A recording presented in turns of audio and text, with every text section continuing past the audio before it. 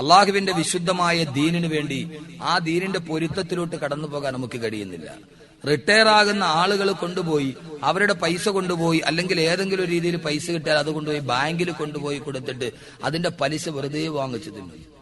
നിങ്ങൾ ഹലാലായ കച്ചവടത്തിൽ മുടക്കി അതിന്റെ ലാഭം വാങ്ങിക്കുകയും, ഹലാലായ കച്ചവടങ്ങളുണ്ടല്ലോ അതിന്റെ ലാഭങ്ങൾ വാങ്ങിക്കുകയും കഴിക്കുകയും, പക്ഷെ വെറുതെ ശരീരമനങ്ങാതെ പലിശ വ്യാപകമാവുക. ഇത് രണ്ടുമുണ്ടായാൽ സല്ലല്ലാഹു അലൈഹിൽ മൗത്ത, അവിടുത്തെ മരണനിരക്ക് കൂടും. അവിടുത്തെ പള്ളിപ്പറമ്പിൽ പിന്നെ കബർ കുഴിക്കാനുള്ള സ്ഥലം തികയില്ല. അപ്പൊ അതിനെന്തുണ്ടാവണം? ഇതിനെക്കുറിച്ചൊരു ബോധവൽക്കരണം ഉണ്ടാകണം, സമൂഹത്തോട് പറഞ്ഞു കൊടുക്കണം. അത് ജമാഅത്തിന്റെ കമ്മിറ്റിയുടെയും ഇമാമിന്റെയും പൊതുജനങ്ങളുടെ ഒക്കെ ബാധ്യതയാണ്. ജമാഅത്ത് കമ്മിറ്റിയുടെ ബാധ്യത എന്ന് പറഞ്ഞാൽ ഹൗദിലെ വെള്ളം നോക്കൽ മാത്രമല്ലല്ലോ. ഏതായാലും ഒരു കാര്യത്തിന് എനിക്ക് നിങ്ങളോട് വലിയ താല്പര്യമുണ്ട്. ആ ജമാഅത്തിന്റെ കീഴിൽ ഒരു ഹിഫ്ദുൽ ഖുർആന്റെ കോളേജ് ഇവിടെ നടക്കും. അള്ളാഹു അതിനെ ഉയർച്ചയിലേക്ക് എത്തിക്കട്ടെ. ഈ പള്ളിയുടെ 3 സഫ് മുഴുവൻ ഹാഫിളീങ്ങൾ ഇരിക്കുന്ന ഒരു അവസ്ഥ അള്ളാഹു നൽകട്ടെ.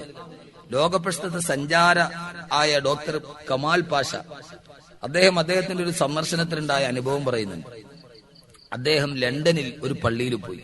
ലണ്ടൻ രാവിലെ സുബഹി നമസ്കാരത്തിന് വേണ്ടി ബാങ്ക് വിളിച്ചപ്പോൾ ലണ്ടനിലെ ജുമാ മസ്ജിദിൽ പോയ ഡോക്ടർ കമാൽ പാഷ, നമ്മുടെ കേരളീയനാണ്, മലയാളിയാണ്.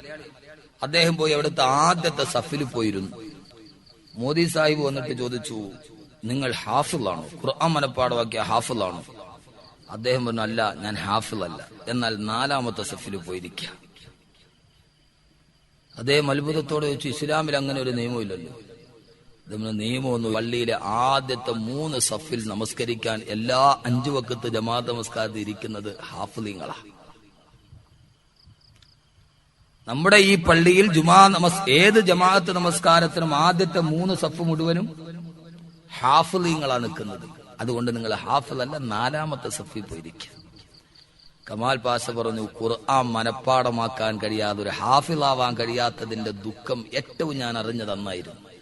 നിസ്കാരത്തിന്റെ സമയമായപ്പോൾ ആദ്യത്തെ 3 സഫ് മുഴുവനും ഹാഫിളീങ്ങൾ. എന്റെ പ്രിയപ്പെട്ട സഹോദരങ്ങൾ, അല്ലാഹു നമ്മളെ ഹാഫിളീങ്ങളാക്കട്ടെ. ജീവിതത്തിലെ ഏറ്റവും വലിയ ഭാഗ്യവത എന്നോട് ചോദിച്ചാൽ, നിങ്ങളുടെ ജീവിതത്തിലെ ഏറ്റവും വലിയ ഭാഗ്യവത എന്നോട് ചോദിച്ചാൽ ഞാൻ മറുപടി പറയും, അള്ളാഹുവിന്റെ ഖുർആൻ മുഴുവനും മനപ്പാടമാക്കാൻ കഴിഞ്ഞ. അതിനേക്കാൾ വലിയൊരു ഭാഗ്യം ജീവിതത്തിൽ കിട്ടാനില്ല. അള്ളാഹു നിലനിർത്തി തരട്ടെ. അതിന് നമ്മളെ സഹായിച്ച നമ്മുടെ ഉസ്താദന്മാർ, ആ വഴിയിലേക്ക് നമ്മെ പറഞ്ഞുവിട്ട നമ്മുടെ പ്രിയപ്പെട്ട ഉമ്മമാർ, അള്ളാഹു അവർക്കൊക്കെ സ്വർഗം നൽകി അനുഗ്രഹിക്കട്ടെ. അവരൊന്നും ഇല്ലായിരുന്നെങ്കിൽ നമ്മളൊന്നും ഇങ്ങനെ ഒരാൾ ഈ സദസ്സിൽ ഉണ്ടാകുമായിരുന്നില്ല. അള്ളാഹുവിന്റെ ഖുർആൻ മനപ്പാടമാക്കാൻ കിട്ടിയത്, ഞാൻ SSLC പരീക്ഷ കഴിഞ്ഞതിന്റെ പിറ്റേ ദിവസമാണ് ഹാഫിളാവാൻ പോകുന്നത്. എന്റെ പ്രിയപ്പെട്ട സഹോദരങ്ങളെ, ജീവിതത്തിന്റെ 2 അറ്റം തമ്മിൽ കൂട്ടിമുട്ടിക്കാൻ പാടുപെടുമ്പോഴും ദാരിദ്ര്യവും പട്ടിണിയും ഒക്കെ ജീവിതത്തിൽ ഏറെ അനുഭവിച്ച ആളാണ്, ഏറെ ഇപ്പോഴും. പക്ഷേ മനസ്സിലൊരു ഇതുണ്ട്, വേറെ ഒന്നിനും പോയില്ലെങ്കിലും അള്ളാഹുവിന്റെ ഖുർആൻ ഹാഫിളാവാൻ കഴിഞ്ഞു. ഇനിയും മരിക്കുന്നത് വരെ എനിക്കൊരൊറ്റ ആഗ്രഹമുള്ളൂ, പടച്ചവനെ ഈ ഖുർആൻ ലോകത്തിന്റെ മുമ്പിൽ പറഞ്ഞു കൊടുക്കണം. മരിക്കുമ്പോ അള്ളാഹുവിന്റെ ഖുർആൻ കയ്യിൽ പിടിച്ചത് ഓതിക്കൊണ്ടിരിക്കുമ്പോൾ മരിക്കണം, ഉസ്മാൻ റളിയല്ലാഹു അൻഹുവിനെ പോലെ. അള്ളാഹു തൗഫീഖ് നൽകട്ടെ. കബീർ മുസ്ലിയാർക്ക് വേണ്ടി 2 ദിവസം വഅള് വന്നിട്ട് നിങ്ങൾ എന്തെനിക്ക് വേണ്ടി ദുആ ചെയ്യണമെന്ന് പറഞ്ഞാൽ ഞാൻ പറയും, ഖുർആൻ കയ്യിൽ പിടിച്ച് ഉസ്മാൻ റളിയല്ലാഹു അൻഹുവിനെ പോലെ അത് ഓതിക്കൊണ്ട് മരിക്കണം. അള്ളാഹു ആ ഭാഗ്യം നമുക്ക് നൽകി അനുഗ്രഹിക്കുമാറാകട്ടെ. അതിനേക്കാൾ വലുതൊന്നുമില്ല എന്ന് വിശ്വസിക്കുന്നതാണ്. ഈ ദുനിയാവിൽ ഒരു ചെറ്റപ്പുരയിൽ കിടക്കട്ടെ, ദുനിയാവ് നമുക്കില്ലാതെ വരട്ടെ, പക്ഷെ മരിക്കുന്ന സമയം നന്നായാൽ, മയ്യത്ത് കണ്ടിട്ട് ആളുകൾ വന്നിട്ട് പറയണം, മരിച്ചു കിടക്കാന്ന് തോന്നൂല, കണ്ടാ ചിരിച്ചോണ്ട് കിടക്കാൻ തോന്നും. അള്ളാഹു അങ്ങനെ പറയിപ്പിക്കട്ടെ നമുക്ക്. കമാൽ പാഷ പറഞ്ഞു, പിന്നീട് ഞാൻ ഇരുണ്ട ആഫ്രിക്കയിൽ പോയി. അവിടുത്തെ ഒരു ഗ്രാമത്തിൽ ഞാൻ നടന്നു പോകുമ്പോൾ ഒരു കൊച്ചുകുട്ടിയോട് വഴി ചോദിച്ചു. ആ കുട്ടി പറഞ്ഞ മറുപടി ഖുർആന്റെ ഒരു ആയത്തായിരുന്നു. വഴി ചോദിച്ചപ്പോ ആ കുട്ടി മറുപടി പറഞ്ഞത് ഖുർആന്റെ ഒരു ആയത്താ. അവനോട് വീണ്ടും ചോദിച്ചപ്പോ വീണ്ടും ഖുർആന്റെ ഒരു ആയത്ത്. ആ കുട്ടിയോട് ഇവരെന്തൊക്കെ ചോദിച്ചു അതിനെല്ലാം ആ കുട്ടി മറുപടി പറഞ്ഞത് ഖുർആന്റെ ആയത്തിലൂടെയാ. അത്ഭുതത്തോടെ കമാൽ പാഷ വെച്ചു, മോനെ നിനക്ക് ഖുർആനിൽ ഇത്ര പാണ്ഡിത്യമോ? അവൻ പറഞ്ഞു, ഞങ്ങളുടെ ഈ ഗ്രാമത്തിൽ ഞങ്ങൾ എല്ലാവരും പരസ്പരം സംസാരിക്കുന്നത് ഖുർആൻ കൊണ്ടാ. അദ്ദേഹം പറഞ്ഞു, ഞാൻ അത്ഭുത പരതന്ത്രനായി നിന്നുപോയി. ഞാൻ ആദ്യം പറഞ്ഞത് തുണിയുടുക്കാത്ത പെണ്ണിന്റെ നാടെന്ന് നമ്മൾ പറയുന്ന പരിഷ്കൃത ജനതയായ ലണ്ടൻ നഗരത്തിലെ ഒരു ജുമാ മസ്ജിദിന്റെ കബ്ല. രണ്ടാമത് ഞാൻ പറഞ്ഞത് പരിഷ്കാരം കടന്നിട്ടില്ലാത്ത ഇന്നും മരത്തിന്റെ ഇല പറിച്ചിട്ട് നഗ്നത മറിക്കുന്ന ഇരുണ്ട ആഫ്രിക്കയിലെ ഒരു കുഗ്രാമത്തിലെ കഥ. എന്റെ പ്രിയപ്പെട്ട സഹോദരങ്ങളെ, നമ്മുടെ പള്ളിയുടെ ആദ്യത്തെ 3 സഫ് ഹാഫിളീങ്ങളെ കൊണ്ട് നിറയണം. അതിനല്ലാഹു ഹിഫ്ളുൽ ഖുർആൻ അല്ലാഹു തൗഫീഖ് ചെയ്യുമാറാകട്ടെ, അല്ലാഹു തൗഫീഖ് നൽകുമാറാകട്ടെ. അതുകൊണ്ട് അങ്ങനെയൊക്കെ നമ്മളിനി ചിന്തിച്ചിട്ടേ പറ്റൂ. നമ്മളെ മക്കളെ ആരാക്കിയിട്ട് കാര്യം എന്താ? ഹാഫിളീങ്ങളാകണം മക്കളെ. ഖുർആൻ മനഃപ്പാടമാക്കി ഒരു ഹാഫിളിന്റെ വാപ്പ, ഹാഫിളിന്റെ ഉമ്മ എന്ന് പറഞ്ഞാൽ അതിന് കിട്ടുന്നത് എന്താ? ഒരാൾ മരിച്ചാൽ അവനെ കൊണ്ടുപോയി ഖബറിലേക്ക് വെച്ചാൽ ആദ്യത്തെ 3 ദിവസം കഴിഞ്ഞ് തുറന്നു നോക്കിയാൽ അവന്റെ കണ്ണ് കാണൂല, അഴുകി താഴെ വീഴും. പക്ഷേ ഖുർആൻ മനഃപ്പാടമാക്കി ഒരു ഹാഫിളിന്റെ മയ്യത്ത് കൊണ്ടുപോയി ഖബറിലേക്ക് വെച്ചാൽ 40 വർഷം കഴിഞ്ഞ് തുറന്നു നോക്കിയാലും ആ ശരീരത്തിൽ പുഴു പോലും തൊടൂല, മണവാളനെ പോലെ അതിനകത്ത് കിടപ്പുണ്ടാവും. അതാണ് ഹാഫിള്, ഖുർആൻ മനഃപ്പാടമാക്കിയ ഹാഫിള്. അല്ലാഹു സുബ്ഹാനഹു വ തആല നമ്മുടെ ഹാഫിളീങ്ങളെ മാതാപിതാക്കളാകട്ടെ. അതുകൊണ്ട് ഞാൻ പറഞ്ഞു വന്ന വിഷയം, അതുകൊണ്ട് ഞാൻ ഈ ജമാഅത്ത് കമ്മിറ്റി അതിന്റെ കീഴിൽ ഒരു ഹിഫ്ളുൽ കോളേജ്, ഹിഫ്ളുൽ ഖുർആന്റെ കോളേജ്, അൽഹംദുലില്ലാഹ് ഞാൻ ജോലി ചെയ്യുന്ന തിരുവനന്തപുരം സെൻട്രൽ ജുമാ മസ്ജിദിലും ഹിഫ്ളുൽ ഖുർആന്റെ ഖുർആൻ അക്കാദമിക്ക് കഴിഞ്ഞ റമളാനിൽ തറക്കല്ലിട്ടു. കഴിഞ്ഞ തിങ്കളാഴ്ച അതിന്റെ 2ാം നില വാർപ്പായിരുന്നു. കഴിഞ്ഞ റമളാനിൽ ഞാൻ 25-ാം രാവിലെ തറാവീഹ് നിസ്കാരം കഴിഞ്ഞിട്ടൊരു പ്രസംഗം നടത്തി. 10-20 മിനിറ്റ് പ്രസംഗിച്ചു, 40 ലക്ഷം രൂപ കിട്ടി. 4 സ്ത്രീകൾക്ക് 4 ക്ലാസ് നടത്തി റമളാൻ മാസത്തിൽ. 27-ാം രാവിലെ അവരോടും ചോദിച്ചു ഹിഫ്ളുൽ ഖുർആൻ വല്ലതും തരാൻ. അവർ റെഡി ക്യാഷായിട്ട് 5 ലക്ഷം രൂപയും ഏതാണ്ട് 20 പവന്റെ സ്വർണവും കിട്ടി. എല്ലാവരും തന്നു, ഇഷ്ടം പോലെ സഹോദരിമാർ. അല്ലാഹു ഒരു സ്വർഗം കൊടുക്കട്ടെ.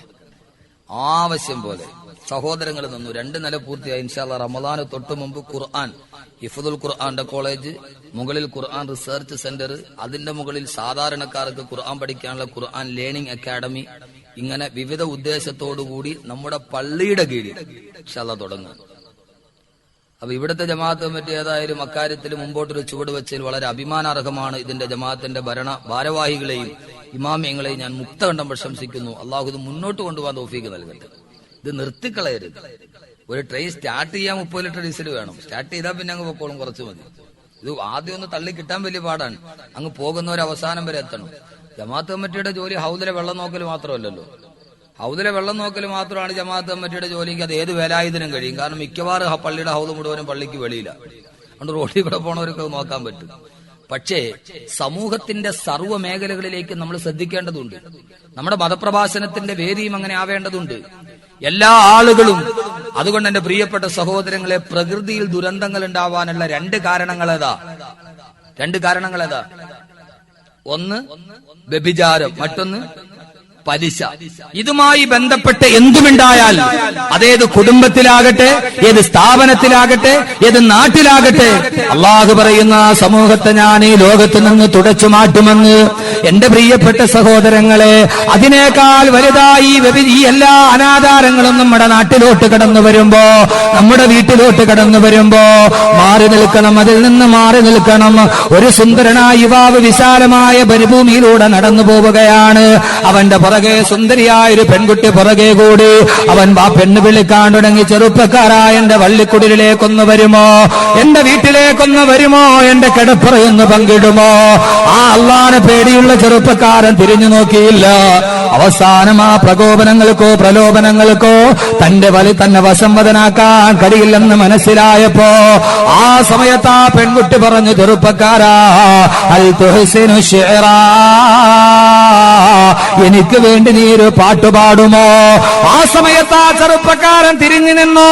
അയാള് പറഞ്ഞു, പെണ്ണേ, ഞാൻ നിനക്കൊരു പാട്ട് പാടിത്തരാം. അല്ലാത്തത് തഹീഫീമാലതൈനാ വലാ തബ്ഗിൽ ഫുജൂറ ഇലൽ മമാതി ഫഇന്നല്ലാഹ യുബ്സിറു ഫൗക അർശി വയഗ്ളബു ഫഅലിൽ മുബിഖാതി. ആ ചെറുപ്പക്കാരൻ പറഞ്ഞു, പെണ്ണേ, നീ എന്നെ ഹറാമിലോട്ട് വിളിക്കുമ്പോ പാരാവാരം പോലെ പരന്നു കിടക്കുന്ന ചുട്ടുപടുത്ത മണലാരണ്യത്തിന്റെ നടുവില് ഈ പെണ്ണും ഈ ചെറുപ്പക്കാരനുമല്ലാതെ മൂന്നാമതൊരാളെ നമുക്ക് കാണാൻ കഴിയില്ല. മൂന്നാമതവിടെയുള്ളത് ഈത്തപ്പന മരങ്ങൾ മാത്രമാണ്. എന്നിട്ടും അയാൾ പറഞ്ഞു, പെണ്ണേ, ഏതൊരു ഹറാമിലേക്കാണോ നീ എന്നെ ക്ഷണിക്കുന്നത് അതിലേക്ക് മരണം വരെ എന്നെ ക്ഷണിച്ചെടുക്കാൻ.